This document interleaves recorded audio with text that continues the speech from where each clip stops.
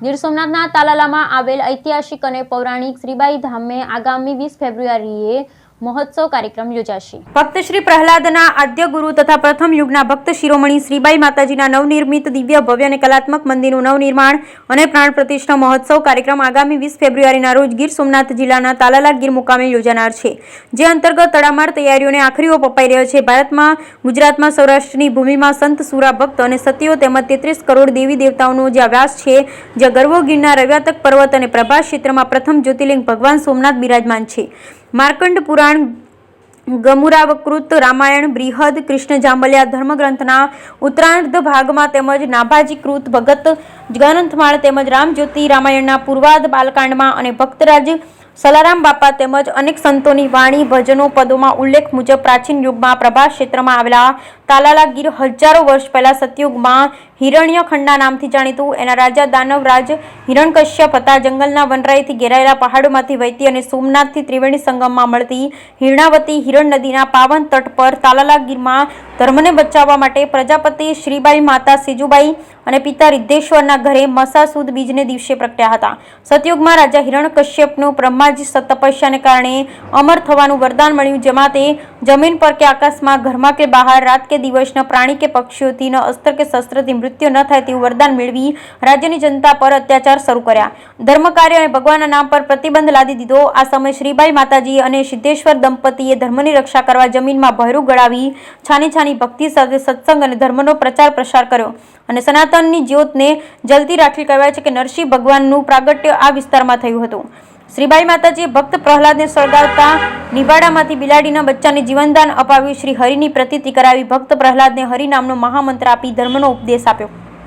ભક્ત પ્રહલાદના ગુરુ શ્રીબાઈ માતાજી સમસ્ત પ્રજાપતિ સમાજના આરાધ્ય ઈષ્ટદેવ અને ગૌરવ છે। દેશ વિદેશથી ભાવિકો અહીં આવે છે। બાજુમાં હિરણેશ્વર મહાદેવનું પ્રાચીન મંદિર છે, જ્યાં નિભાડાનું સ્થાન શ્રીબાઈ કુંડ છે, ત્યાં પાતાળમાંથી પાણીનો પ્રવાહ નીકળી વાસણને ઠંડા રાખ્યા પ્રવાહ શ્રીબાઈ કુંડ સ્વરૂપમાં આજે પણ ગૌમુખી ઘાટ અવિરત ચાલુ, જે અદ્ભુત ચમત્કાર છે। ગીર સોમનાથ જિલ્લાના તાલાલા ગીરમાં આવેલ આ ઐતિહાસિક અને પૌરાણિક તેમજ 18 વર્ણની આસ્થાનું પ્રતીક શ્રીબાઈ ધામ નિર્માણ થયું છે। કલાત્મક કોતરણી અને સોમનાથ મંદિરની આબેહૂબ મંદિર બનાવવામાં આવેલ, જેમાં પ્રદર્શન હોલ, શ્રીબાઈ કુંડ, ભોજનાલય, ગૌશાળા, ધર્મશાળા સહિત વિશાળ સંખ્યામાં બનાવવામાં આવેલ છે।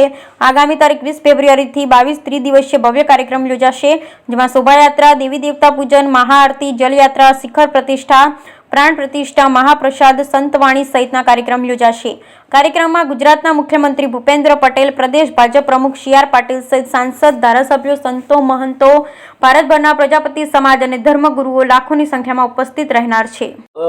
હિરણ્યકશિપુનું જ્યારે રાજ હતું ત્યારે ભગવાનનું નામ લેવો પણ એક ગુનો ગણાતો, ત્યારે શ્રીબાઈ માતાજીએ જે રામ નામની આ જે ભગવાનની જે આશા જગાવી, ત્યારથી આ સનાતન ધર્મની જેણે જ્યોત જગાવી એ એનું છે ને પેલો ભૂતકાળ છે કે શ્રીબાઈ માતાજીએ આખો જ્યોત સનાતન ધર્મની જ્યોત પ્રગટાવી।